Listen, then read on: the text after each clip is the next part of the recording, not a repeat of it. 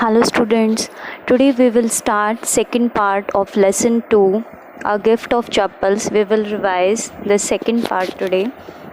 Mridu crept up to the window. Lali was sitting a little distance away awkwardly holding her violin and bow string.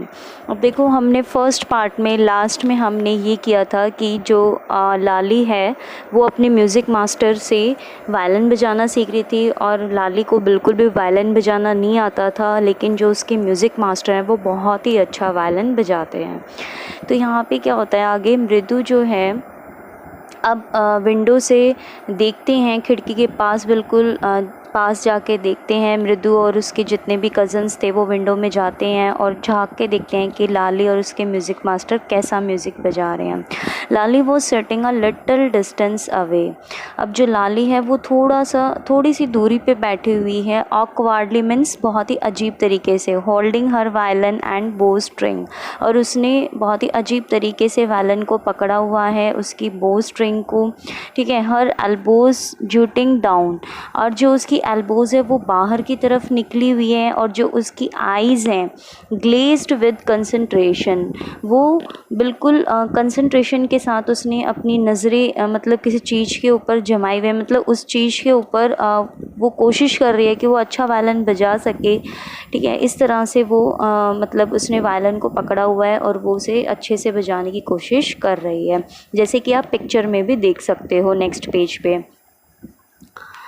In front of her, with most of his back to the window, was the bony figure of the music master। अब देखो जो music master है वो wall की तरफ अपनी back लगा के बैठा हुआ है। उसका बाल्ड हेड है, मीन्स उसका जो सिर है, जो हेड है वो बाल्ड है, मीन्स वो गंजा है, और उसकी जो ऑयल्ड ब्लैक कलर के हेयर हैं, उसकी फ्रिंज होता है झालर, मतलब बालों की जो झालर है जो उसके फेस पे दिख रही है, और उसने ऑयल लगाया हुआ है और उसके ईयर्स पे गिरे हुए हैं वो सारी जो लटाएं हैं, जो झालर है। And an old fashion tough, और एक मतलब बहुत ही पुराने फैशन की तरह, मतलब उसने एक पीछे एक छोटी सी अपनी चोटी बनाई हुई है अपने हेयर्स की। और gold chain gleamed around his leathery neck, और उसकी जो लेदरी नेक है, मीन्स जो मोटी सी नेक है, उसके चारों तरफ एक जो गोल्ड कलर की चेन है वो ग्लीम्ड कर रही है, मीन्स वो शाइन कर रही है, चमक रही है। And a diamond ring glittered on his hand, और एक डायमंड रिंग है जो कि उसके हाथ में चमक रही है। As it glided up and down the stem of the violin, जैसे वो वायलिन पे ऊपर नीचे उसको मूव कर रहा है वायलिन की स्टेम को, तो उसकी जो रिंग है वो दिखाई दे रही है चमकती हुई। A large foot stuck out from beneath his gold bordered veshti edge and he was beating time on the floor with the scorny big to.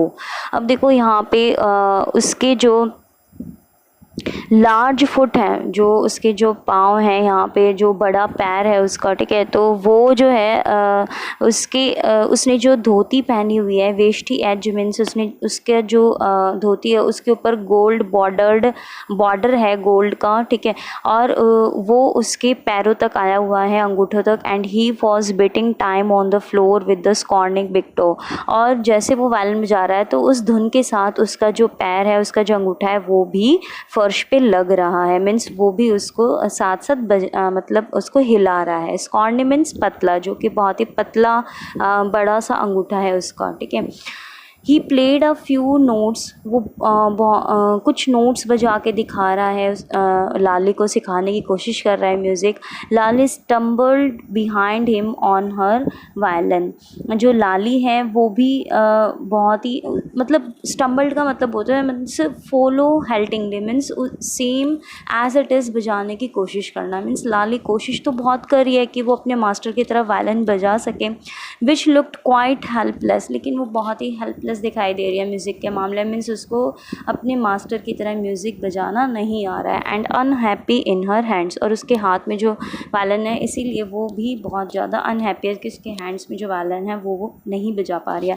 What a difference, कितना अंतर है म्यूज़िक मास्टर और लाली के वायलिन में। The music master's note seem to float up, जो music master हैं उसके जो नोट्स हैं, मीन्स उसके जो सुर हैं, ठीक है, जो मतलब जो उसका म्यूज़िक निकल रहा है, जो गीत निकल रहा है है, उसका जो सुर है वो ऐसे दिख रहे हैं जैसे कि वो फ्लॉट अप कर रहे हैं, तैर रहे हैं एक, and settle perfectly into the invisible tracks of the melody. और एक जो दिखाई नहीं दे रही ऐसा ऐसा म्यूज़िक बजा रहे हैं वो, कि एक उसमें मेलोडी, एक धुन है और बहुत ही प्यारा म्यूज़िक बजा रहे हैं जो कि सुनने में बहुत ही मधुर है, प्यारा है। It was like the wheels of a train fitting smoothly into the rails and wheezing alone. अब देखो यहाँ पे कंपैरिजन कर रहे हैं ट्रेन के व्हील से और उसकी रेल से म्यूज़िक को, कि जैसे ट्रेन जो है उसके जो व्हील्स है वो बहुत ही अच्छे से स्मूथली, बहुत ही अच्छे से, मतलब बहुत ही अच्छे से फिट होके और फिर वो रेल पे मीन्स पटरी पे चलते हैं बहुत ही स्मूथली। ऐसे ही म्यूज़िक मास्टर का जो म्यूज़िक है वो भी ऐसे स्मूथली एकदम बहुत ही अच्छे कह सकते हो कि मेलोडी में चल रहा है, बहुत ही प्यारा म्यूज़िक बजा रहा है। एंड विजिंग अलोन, और बिल्कुल जैसे एक सन की आवाज़ होती है ऐसे ही उसकी आवाज़ आ रही है। एज़ रवि सैड, मतलब रवि बताता है कि बहुत ही अच्छा म्यूज़िक बजा रहे हैं। Mridu steered at that huge beringed hand moving effortlessly up the violin stem making lovely music. अब मृदु जो है वो घूर रही है, मतलब एट दैट ह्यूज, मतलब उसका जो बड़ा सा हाथ है उसकी तरफ घूर रही है। Beringed hand moving effortlessly up the violin stem, मतलब जो लाली है उसके हाथ की तरफ उसका ध्यान है कि वो बहुत ही जो मृदु है वो तो मतलब यहाँ पे जो म्यूज़िक मास्टर है उसको देख रही है कि वो कितने अच्छे म्यूज़िक बजा रहा है, कितना लवली म्यूज़िक बजा रहा है। जो वायलिन की स्टेम है उसको कितनी मतलब आराम से बिल्कुल एफर्टलेसली उसको मूव ऑन कर रहा है, मतलब जैसे कि वो बिल्कुल एकदम परफेक्ट है अपनी म्यूज़िक में। तो इस तरह से वो वायलिन बजा रहे हैं। Swag there was Lali the railing again. तो हैरानी की यहाँ पे ये बात है, स्वैग मीन्स एकदम से मतलब हैरान हो जाना, और फिर बोल रहे हैं कि कितनी हैरानी की बात है, जो लाली है वो बिल्कुल डी रेल है, दोबारा से मतलब अपनी पटरी से उतर जाती है, मतलब उसका म्यूज़िक जो है उसमें वैसी धुन नहीं है जैसे कि म्यूज़िक मास्टर के हैं। Amma came a wail from the gate, Amma oh. अब यहाँ पे क्या होता है, एकदम से गेट से आवाज़ आती है अम्मा अम्मा। तो Ravi send that beggar away cried his mother from the back veranda. अब देखो जो पीछे की तरफ जो वेरेंडा था तो वहाँ से रवि की मदर की आवाज़ आती है और वो चिल्ला रही होती है कि इस बैगर को यहाँ से भेजो, इसको भगाओ यहाँ से। Where she was chatting with Tapi, जहाँ पे यहाँ पे जो रवि की मदर है वो बात कर रही थी तापी से, और जब उसे उन्हें पता चलता है कि गेट पे बैगर आया है तो रवि को आवाज़ लगाते हैं वे लोग कि यहाँ पे आके इस बैगर को भगाओ। He has been coming here every day for the past week. अब देखो यहाँ पे बैगर की एंट्री दिखाई है कि वो पिछले सप्ताह से, पिछले वीक से मतलब रोज़ यहाँ पे आ रहा है, इनके घर पे आता है। And it's time he found another house to beg from. और अब ये टाइम, अब मतलब अब ये टाइम आ गया कि अब इसको यहाँ से भगा देना चाहिए या फिर ये कोई और घर ढूंढे बैगिंग के लिए। पाती एक्सप्लेन टू तापी, मतलब पाती इस तरह से जो है तापी को एक्सप्लेन करती है, कहती है कि मतलब ये जो बैगर है ये रोज़ हमारे घर आ जाता है, डेली यहाँ से कुछ ना कुछ लेके जाता है, तो अब बहुत हो गया, इसको यहाँ से भगा देना चाहिए। तापी यहाँ पे कौन है, मृदु की दादी, मतलब मृदु की ग्रैंड मदर, ठीक है, जो कि यहाँ पे आए थे पाती से मिलने। और पाती कौन है, वो मृदु की कौन है, आंट है, ठीक है। और जो यहाँ पे मृदु है उसके कज़न हैं, ठीक है, रवि, लाली, और थर्ड वन इज़, बताइए कौन है, Ravi, Lali and Meena. Okay,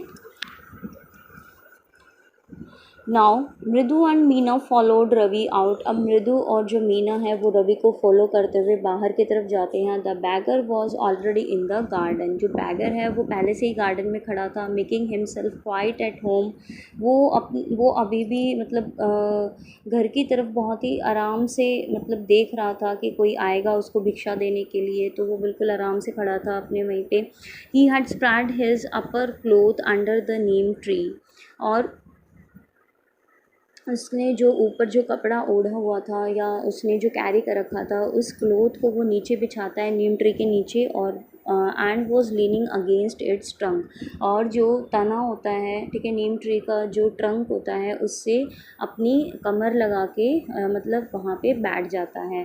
apparently prepare to take a little snooze while he waited for the alms to appear. तो वही सोचता है कि इतने मेरे लिए कोई भिक्षा आएगी। आर्म्स का मतलब होता है भिक्षा, ठीक है।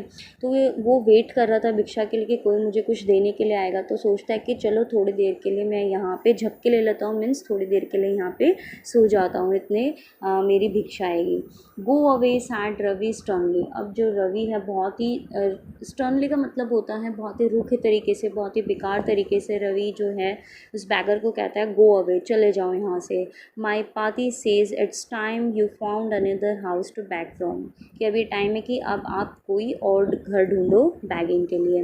The bagger opened his eyes very wide. तो बैगर जो है बहुत ही मतलब आंखें एकदम खोल के देखता है कि ये क्या हुआ भाई, वो डेली आ रहा था यहाँ पे भीख मांगने के लिए, मतलब कुछ ना कुछ लेने के लिए, खाने के लिए, जो भी उसकी ज़रूरत है उसके लिए, तो उसको डेली मिल रही थी बैगिंग भिक्षा मीन्स आल्म्स। लेकिन आज क्या हो गया ऐसा कि आज इन्होंने मुझे कह दिया कि चले जाओ यहाँ से। And gazed at each of the children one by one, और हर एक चिल्ड्रन को, हर एक बच्चे को बहुत ही घूर के देखता है वो। गेज्ड मीन्स घूरना। The ladies of this house he said, वो कहते हैं कि जो लेडीज़ हैं इस घर की, at last in a voice choked with feeling, कि वो बहुत ही बेकार तरीके से, बहुत ही मतलब स्ट्रॉन्ग फीलिंग के साथ, आर वेरी काइंड सोल्स, तो वो बहुत ही दयालु है, काइंड है, तो वो क्यों नहीं देंगे मुझे आज आंस, मुझे क्यों भगाने के लिए, मीन्स यहाँ से जाने के लिए कह रही हैं आप लोगों को। I have kept my body and soul together on their generosity for a whole week.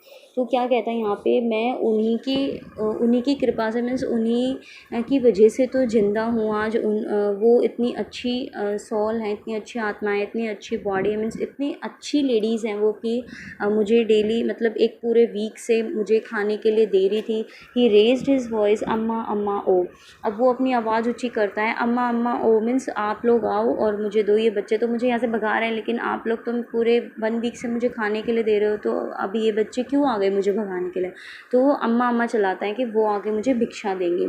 Sad his wail might be but it certainly wasn't feeble. लेकिन वो इतनी ज़ोर ज़ोर से चिल्ला रहा था, लेकिन कोई आया नहीं अंदर से, कोई भी लेडीज़, तो उसकी जो आवाज़ थी वो अपने आप ही फेबल हो गई, मीन्स कमज़ोर पड़ गई। It began in a deep strong rumble somewhere in his withered ballet.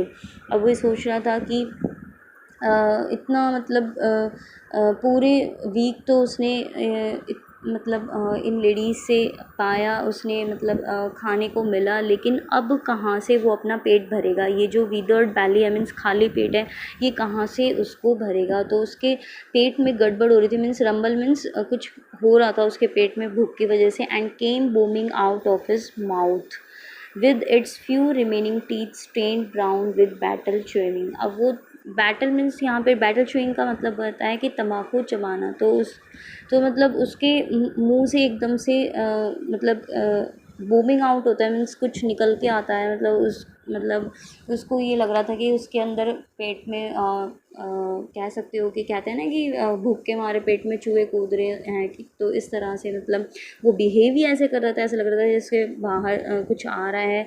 और जो उसके टीथ दिखाई दे रहे थे वो बिल्कुल ब्राउन थे, और वो किस वजह से थे, क्योंकि वो तम्बाकू चबाता था, इस वजह से थे। Ravi tell him there is nothing left in the kitchen called Rukmini. अब यहाँ पे रुकुमनी कहती है रवि को कि उसको कह दो कि किचन में आज कुछ नहीं है। And he is not to come again tell him that, और उसको ये भी कह दो कि अब यहाँ पे दोबारा मत आना। She sounded fed up. वो जो होती है मतलब बहुत ही चिल्लाते हुए, बहुत ही चिड़चिड़ी होके, बहुत ही टायर्ड होके, फैडअप होके, मतलब बहुत ही परेशान होके ये बात बोलती है। Ravi didn't have to repeat it all to the beggar. लेकिन रवि ये सब बातें दोबारा से बैगर को नहीं बोलते, क्योंकि रवि को खुद बेकार लग रहा था इस तरह से किसी को गलत कहना। But his mother sad had been easy for them all to hear there under the neem tree. The beggar sat up and sighed. अब जो भी उसकी मदर कह रही थी वो मतलब वो सुनने में तो बहुत ईजी लग रहा था, लेकिन किसी को कहना ये बहुत ही मुश्किल है। तो यहाँ पे जो नीम ट्री के नीचे बैठा हुआ था बैगर, तो वो अभी भी बैठा हुआ था और साइज मीन्स बोर हो रहा था, बैठा हुआ था अभी भी वहीं पे। आई गो ही सैड वियर्डली। अब वो गुस्सा, उससे भी गुस्सा आता है बैगर को कि बार बार उसको कोई कह रहा है जाने के लिए इस तरह से, तो फिर उसको भी गुस्सा आ जाता है और वो कहता है कि ठीक है मैं जा रहा हूँ, मैं चला जाऊँगा यहाँ से। Only let me have a rest here under this tree, लेकिन बस मैं यहाँ पे नीम ट्री के नीचे थोड़ी देर रेस्ट कर लूँ, उसके बाद मैं यहाँ से चला जाऊँगा। The sun is so hot the tar has melted on the road. अब वो क्या कहता है कि यहाँ पे जो मतलब गर्मी इतनी ज़्यादा है, सन की जो हॉटनेस है वो बहुत ज़्यादा है, और जो रोड पे जो तार है वो भी मेल्ट हो रहा है गर्मी की वजह से। My feet are already blistered, और मेरे जो पैर हैं उनमें बॉयल्स हो गए, मीन्स छाले पड़ गई हैं। ब्लिस्टर्ड मीन्स बॉयल्स हो जाना, स्किन पे छाले पड़ जाना। He stretched out his feet to show large pink peeling blisters on the soles of his bare feet. अब यहाँ पे वो अपने पैर फैला के बैठता है अपने पंजों को, तो दिखता है कि क्या दिखता है कि उसके पैर जो थे उस पर पिंक कलर के पीलिंग ब्लिस्टर्स, मतलब उसके छाले पड़े हुए थे उसके सोल्स पे, तलवों पे, जो उसके नंगे पैर थे उन पे, ठीक है, मतलब उसके नंगे पैरों पे उसके क्योंकि उसके पास चप्पल नहीं थी, तो इस वजह से वो नंगे पैर चल रहा था, तो धूप तेज़ थी, तो जहाँ से भी वो चल के आया था यहाँ तक तो उसके पैरों में छाले पड़े हुए थे। इसीलिए उसने बोला था कि मैं यहाँ थोड़ी देर छाँव में बैठ के, पेड़ की छाँव में बैठ के आराम कर लेता हूँ, उसके बाद मैं यहाँ से चला जाऊँगा।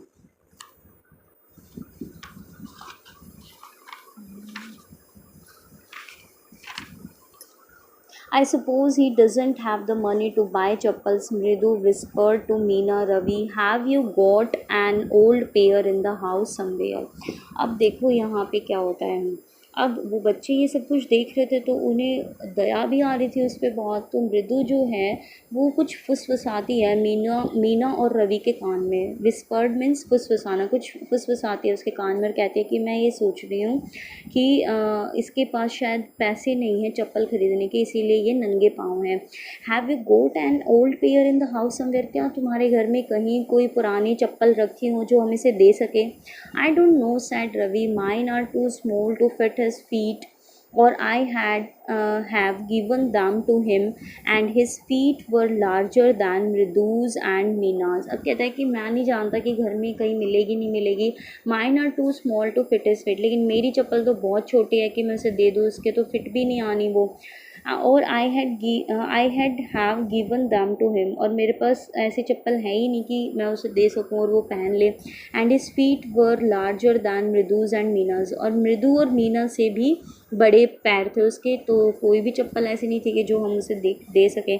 The bagger was shaking out his upper cloth and tightening his dhoti. He raised his eyes and looking fearfully at the road gleaming in the afternoon heat.